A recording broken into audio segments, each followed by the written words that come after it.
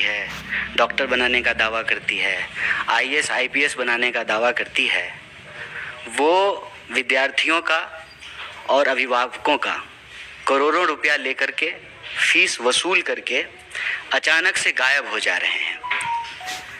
मैं आपको एक बात याद दिलाना चाहता हूँ कि एक समय इस देश में ऐसा ही काम कुछ प्राइवेट बैंक किया करते थे। रोज़ शाम को उनके एजेंट जो है सब्जी बेचने वाले दुकानदार से, ठेला वाले, रिक्शा वाले, मिडिल क्लास नौकरी करने वाले लोगों के पैसे वसूलते थे और करोड़ों रुपया लेकर के अचानक से गायब हो जाते थे।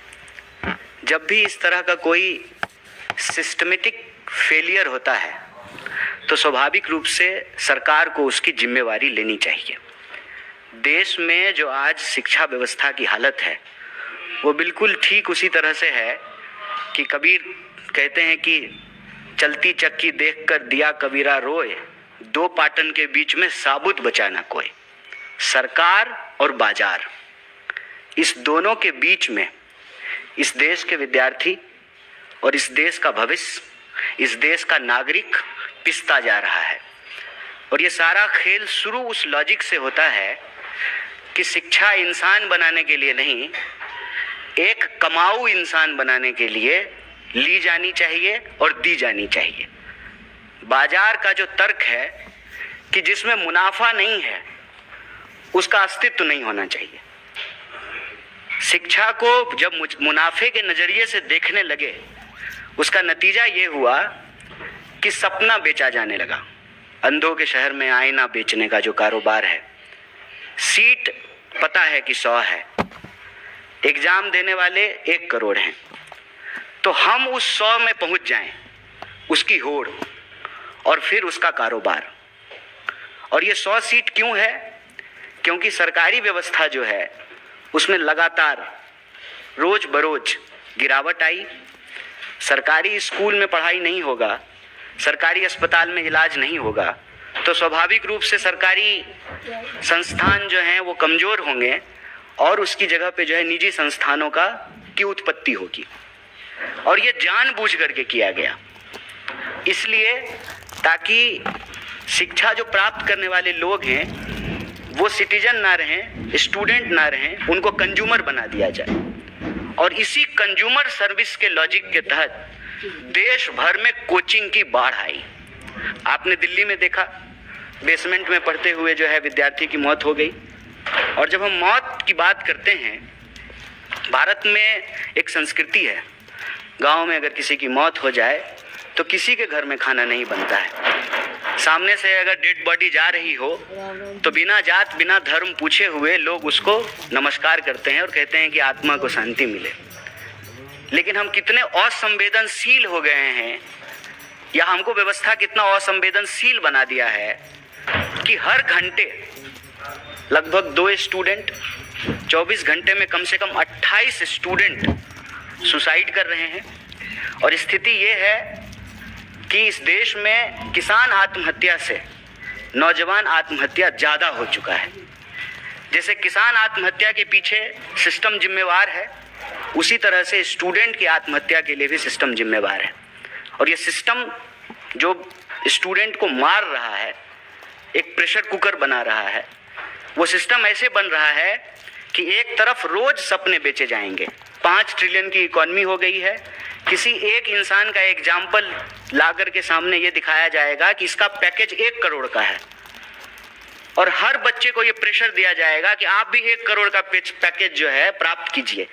कैसे प्राप्त करेंगे? सीट कितना है, कितना जो है एग्जाम हो रहा है, वैकेंसी कितनी है, free and fair transparent exam कितना होता है, रोजगार कितने उत्पन्न हो रहे हैं, इस पे कोई चर्चा नहीं होगी।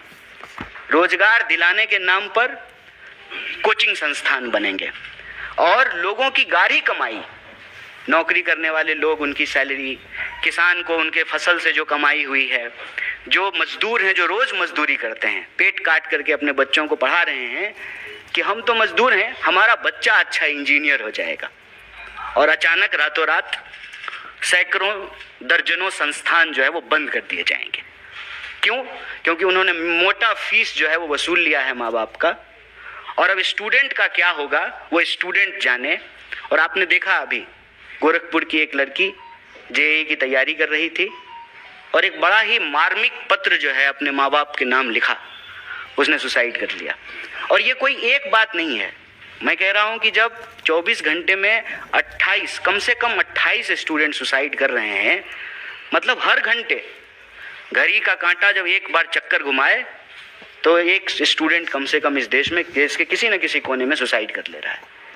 ये एक गंभीर विषय है, सरकार को इसकी जिम्मेवारी लेनी चाहिए। और शिक्षा बाजार की और मुनाफे की वस्तु नहीं है। मैं आपको याद दिलाना चाहता हूं, अभी सीबीएसई का एग्ज़ाम हो रहा है। सीबीएसई के एग्ज़ाम और रिजल्ट के बाद बड़े पैमाने पे विद्यार्थी सुसाइड करते थे। यूपीए की सरकार ने ये फैसला लिया कि हम किसी को पास फेल नहीं करेंगे, हम ग्रेड देंगे। और हम सब जो पढ़ लिख लिए हैं, मैं पीएचडी कर लिया हूँ, आप तमाम लोग जो है अलग अलग पढ़ाई कर लिए हैं, ये रेस कभी अंत होता है क्या? 10वां फर्स्ट डिवीज़न पास कर लेंगे तो सब ठीक हो जाएगा, 12वीं फर्स्ट डिवीज़न पास कर लेंगे तो सब ठीक हो जाएगा, पत्रकारिता में डिप्लोमा कर लेंगे तो सब ठीक हो जाएगा, इंजीनियरिंग की पढ़ाई कर लेंगे तो सब ठीक हो जाएगा। पीएचडी करके लोगों को नौकरी नहीं मिल रही है। 45 साल में देश में सबसे ज़्यादा बेरोजगारी है। इतनी बेरोजगारी हिंदुस्तान के इतिहास में आज तक नहीं था। तो यह जो व्यवस्था सरकार और बाजार, उसके बीच में इस देश का भविष्य जो पिस रहा है, उस पर सरकार को जो है एक रेगुलेशन लाना चाहिए और इस बात को इंश्योर करना चाहिए कि जितने रिक्त पद हैं ट्रांसपेरेंट तरीके से उस पर एग्जाम हो। कोई ऐसा पेपर नहीं है जिसमें धांधली नहीं होती है, कोई ऐसी नौकरी नहीं है जिसको पैसे दे करके खरीदा नहीं जाता है। तो इस देश के भविष्य के ऊपर, इस देश के नौजवान और विद्यार्थी के ऊपर एक भारी दबाव है और एक सजग समाज के तौर पर, एक संवेदनशील देश के तौर पर इसकी सामूहिक जिम्मेवारी हम सबको लेनी चाहिए। सरकार को ये रेगुलेशन बनाना चाहिए और इस तहत हमारा कांग्रेस पार्टी की तरफ से 3 महत्वपूर्ण मांग है। पहला, आप सरकारी संस्थानों को बेहतर कीजिए। आप सरकारी संस्थानों को कमजोर करके निजी क्षेत्र को भी स्वाभाविक रूप से विकसित होने में बाधा उत्पन्न करेंगे। सरकारी संस्थान ठीक से काम करेगा, बीएसएनएल ठीक से चलेगा, तभी जियो धन धनाधन होगा।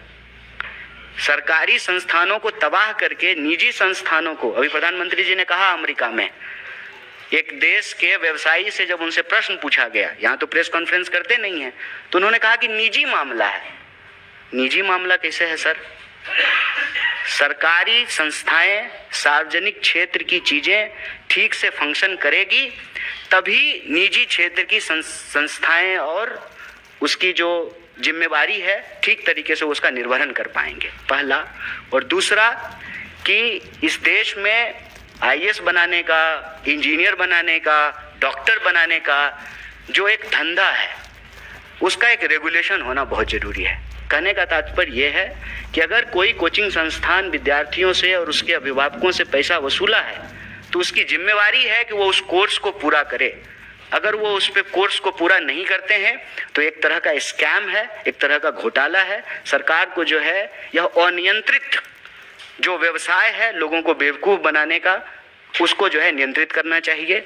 और तीसरा, जितने भी रिक्त पद हैं ट्रांसपेरेंट तरीके से उसको भरा जाए, उसके ऊपर जो है अच्छे से जो है एग्जाम हो और बेरोजगारी की समस्या को कम किया जाए, ताकि इस देश के जो भविष्य हैं, इस देश के जो नौजवान हैं, जो विद्यार्थी हैं, जो व्यवस्था में पिस रहे हैं, बाजार और सरकार की इस जो है खतरनाक मौत तक पहुंचाने वाली जो व्यवस्था है उसमें जो पिस रहे हैं, उससे उनको बचाया जा सके। इस विषय पे आप लोगों से बातचीत के लिए मैं यहाँ उपस्थित था और अभी जब इस संबंधित आपका अगर कोई प्रश्न है तो उसका हम जवाब देंगे। बहुत बहुत धन्यवाद।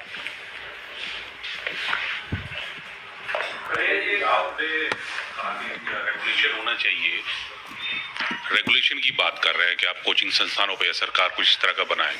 आपकी राय क्या है? क्योंकि आप तो खुद एक अच्छे छात्र नेता रहे हैं और आप सक्रिय राजनीति में, तो आपकी अपनी राय कि कैसे इस पूरे जो आप जिसे कह रहे हैं कि बाजार बन गया है, इस पर रोक लगेगी, क्या करे सरकार? देखिए, इस संबंध में हम दो बात हाईलाइट करना चाहते हैं। एक कि अगर हमारे क्लासरूम में पढ़ाई होगी तो हमको कोचिंग पढ़ने की ज़रूरत नहीं होगी। और ये बात मैं ऐसे ही हवा में नहीं कह रहा हूँ, ये ज़्यादा दिन की बात नहीं है। हमारे पिताजी, हमारी माताजी जब स्कूल कॉलेज में पढ़ा करती थी तब ये कोचिंग और ट्यूशन का सिस्टम नहीं था। क्लासरूम में ही पढ़ाई होती थी और वो इनफ था। और उस ज़माने में तो कोई अगर अपने घर पे बुला करके पढ़ाए तो उस टीचर को बहुत दोयम दर्जे से देखा जाता था कि ये तो कोचिंग पढ़ाते हैं। तो किसी पेशा की जो सेंसिटिविटी है, जो उसकी सेंटिटी है, उसको जब हम रिड्यूस कर देते हैं, और ये रिड्यूस कब होता है, जब आप एजुकेशन एक बेहतर नागरिक बनाने की बजाय जॉम्बी बनाने के लिए देना चाहते हैं, एक रेस में जो है लोगों को शामिल कराने के लिए एजुकेशन देना चाहते हैं। और उस रेस का ही नतीजा है कि पहले जो है उसको अंक लाने का, मतलब जब से उसका जीवन शुरू होगा तो उसके ऊपर एक एंजाइटी होगी, दबाव होगा कि उसको अच्छा अंक लाना है। और अंक लाने के रेस से जब वो बाहर निकलता है तो फिर वो सैलरी का जीरो गिनना शुरू करता है। और पहले अंक लाने की एंजाइटी, फिर EMI भरने की एंजाइटी। तो एजुकेशन का तात्पर्य सिर्फ और सिर्फ मुनाफा कमाना नहीं है, एक बेहतर इंसान भी बनाना है। आज हमारे देश के नॉलेज इंडस्ट्री का बुरा हाल इसलिए है कि हम इसको मार्केट फोर्स से देखते हैं। हम ये देखते हैं कि किस संस्थान से पढ़ने के बाद कितना पैकेज मिलता है। तो सबसे पहले तो ये नैरेटिव बदलना जरूरी है। और ये नैरेटिव बदलने के लिए सरकार का जो प्रचार का तरीका है उसको संवेदनशीलता से लेते हुए उसको बदलना चाहिए। हर जगह देखिए ना कि आपको एक डेटा और नंबर फेंका जाता है। 50 करोड़ लोगों ने जो है कुंभ में स्नान किया, नंबर, हर जगह नंबर फेंका जाता है। 5 ट्रिलियन की इकोनॉमी हो गई है, 80 करोड़ लोगों को जो है फ्री अनाज दे दिया है। हर चीज को मैं कहता हूं कि इस देश की हिस्ट्री ये है कि हम सब्जेक्ट थे, लेकिन देश को आज़ादी मिली, उसके बाद हम सिटीजन हुए।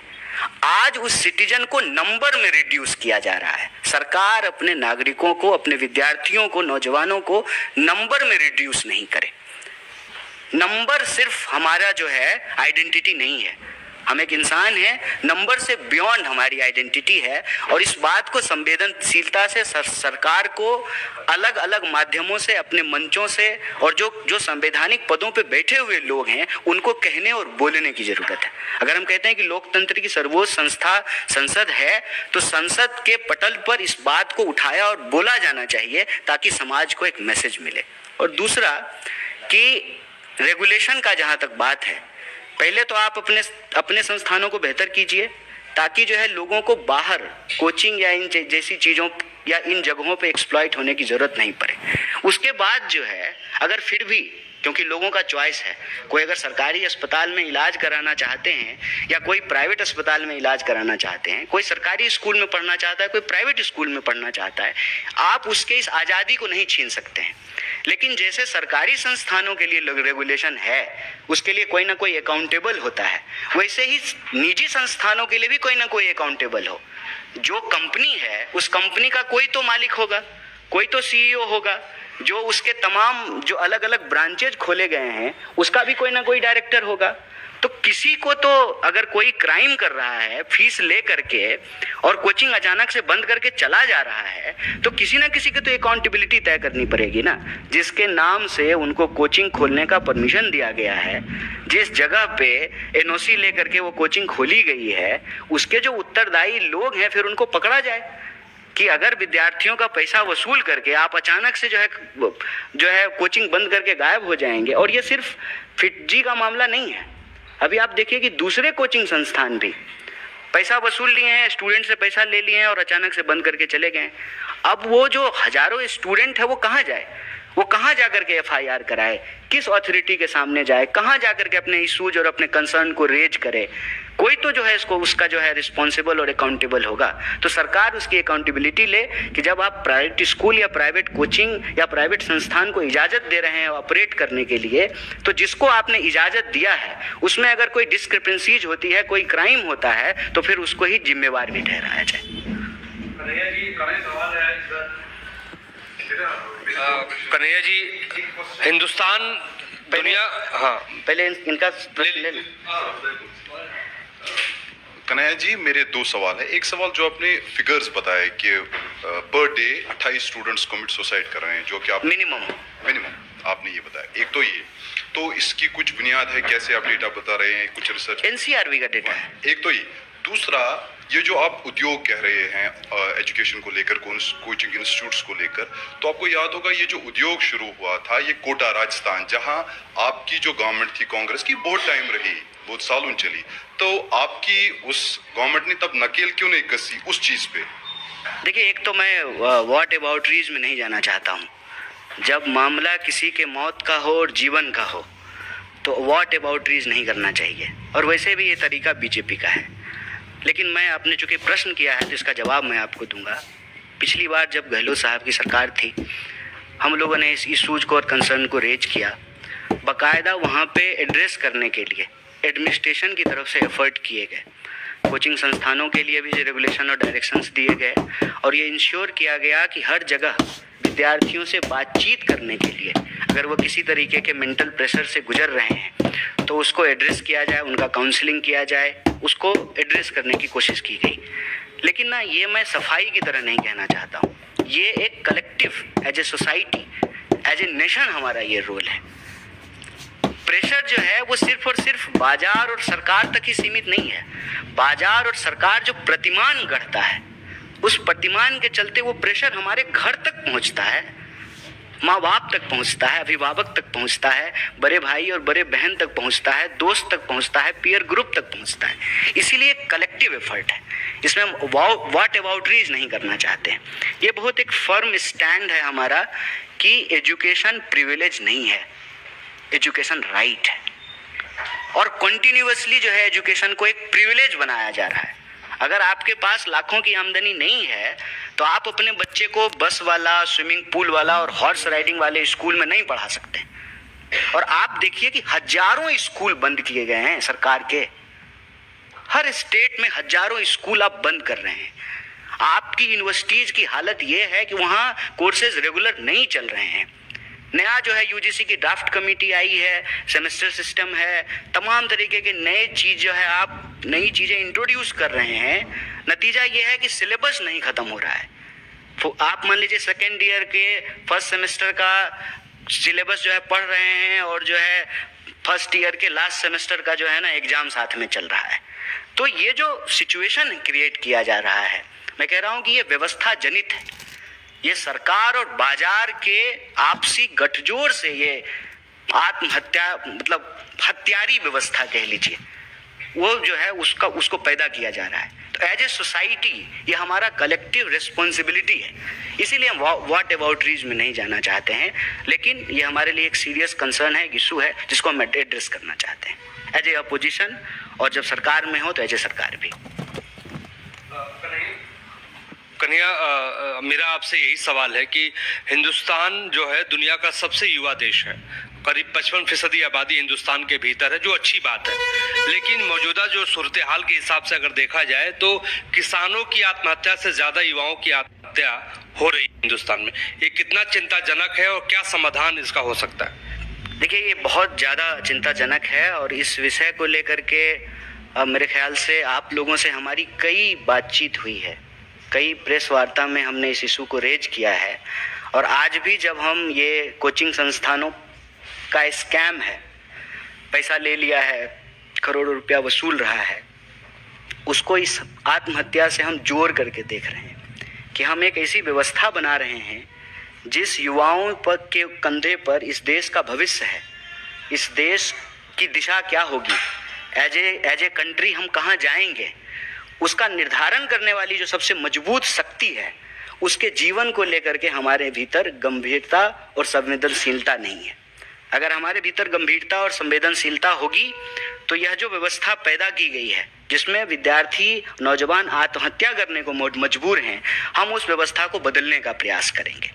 आप मतलब कोई राज्य में चले जाइए, एक बहुत बड़ा कंसर्न है, प्रतियोगी परीक्षाओं की तैयारी कर रहे डेजिग्नेटेड एरिया हैं हर सिटी में कि ये स्टूडेंट एरिया है, वहाँ पे आपको जो है ना एक कारोबार दिखेगा, वहाँ आपको एक सिस्टम दिखेगा। सालों से वहाँ पे विद्यार्थी तैयारी कर रहे हैं, लेकिन उनको नहीं पता है कि उनका फ्यूचर क्या होगा। क्यों? क्योंकि टाइम पे एग्जाम नहीं हो रहा है। एग्जाम हो रहा है तो एग्जामिनेशन हॉल में पहुंचने से पहले पेपर लीक हो रहा है। पेपर लीक के खिलाफ जब स्टूडेंट सड़क पे उतर रहे हैं तो उनको लाठियां पड़ रही हैं। तो सरकार को इसकी रिस्पॉन्सिबिलिटी लेनी पड़ेगी कि आप कह रहे हैं कि हम दुनिया का सबसे विकसित देश बनेंगे, हम विश्व गुरु बनेंगे। तो हम दुनिया का सबसे विकसित देश और विश्व गुरु तो तभी बनेंगे ना कि जो हमारी सबसे बड़ी आबादी है युवाओं की, उसके लिए हम एक रचनात्मक प्रयास कर पाएंगे। और इस दिशा में जो हमने आपको कहा कि एक तो स्टूडेंट को, यूथ को और इस देश के नागरिकों को नंबर में नहीं रिड्यूस किया जाए, सरकारी संस्थानों को बेहतर किया जाए, वैकेंसीज को समय पे भरा जाए, ट्रांसपेरेंट तरीके से एग्जाम हो, और जो निजी संस्थान हैं उसके लिए जो एक ट्रांसपेरेंट रेगुलेटरी सिस्टम हो कि अगर कोई क्राइम कर रहा है तो उसके लिए उसको एक अकाउंटेबल ठहराया जाए। ये कुछ सुझाव हमको लगता है कि सरकार को एज ए मेजर लेना चाहिए, जिससे ये हम जो अलार्मिंग सिचुएशन है उस अलार्मिंग सिचुएशन से देश को बचा सकते हैं। कन्हैया जी, उपराष्ट्रपति जगदीप धनखड़ ने कहा सीबीआई के डायरेक्टर या अन्य बड़े पदाधिकारियों के सिलेक्शन में चीफ जस्टिस ऑफ इंडिया कैसे हिस्सा ले सकते हैं? यह न्यायिक सक्रियता या अतिक्रमण के बीच पतली रेखा है, इसका असर मोटा होगा। उसके साथ उन्होंने यह भी कहा कि जब यह नियम बना था तब सिस्टम ने घुटने टेके। अब देखिए, ये सब बहुत बड़ा इशू है। हमारे पास एक बहुत ज़रूरी और गंभीर और संवेदनशील इशू है, तो मैं कोशिश करूँगा कि मैं उसी पे बात रखूँ। जगदीप धनखड़ साहब देश के उपराष्ट्रपति हैं, उनका घुटना ठीक रहे इस उम्र में, हमारी ये शुभकामनाएं हैं। बाकी मैं एक बात विनम्रता से आप लोगों को कहता हूँ कि न्यूज़ का मतलब नो न्यूज़ नहीं होता है। तमाम तरीके के डाइवर्जन, तमाम तरीके के स्टेटमेंट, इसने ये कह दिया, उसने वो कह दिया, उसमें मुझे लगता है कि देश का ज़रूरी मुद्दा कहीं ना कहीं छूट जा रहा है। और as a citizen, as a member of the society, इससे बड़ा कोई इशू नहीं हो सकता है हमारे लिए कि लोगों की जान जा रही है हर घंटे, और देश की जो बुनियाद है, उस बुनियाद को जो चलाने वाले लोग हैं, उनके जीवन को लेकर के हमारा कंसर्न सबसे ऊपर होना चाहिए। कन्हैया जी, इसी विषय पे राहुल गांधी ने पिछले कुछ दिन पूर्व ही कहा था कि जब इस कमेटी में पहले चीफ जस्टिस होते थे, प्रधानमंत्री होते, नेता प्रतिपक्ष होते थे, अब जब चीफ जस्टिस को हटा रहे, इसका मतलब दो सरकार को एक में कोई मतलब ही नहीं ठहरता। अच्छा, तो बाकी लोग कह रहे हैं, बाकी लोग कहेंगे, मैं आज इसी विषय पे कहना चाहता हूँ। और जी, आप पूरे एजुकेशन सिस्टम की और इसकी बात कर रहे हैं, इससे एक आगे स्टेप बढ़ के रोजगार की बात भी आपने करी।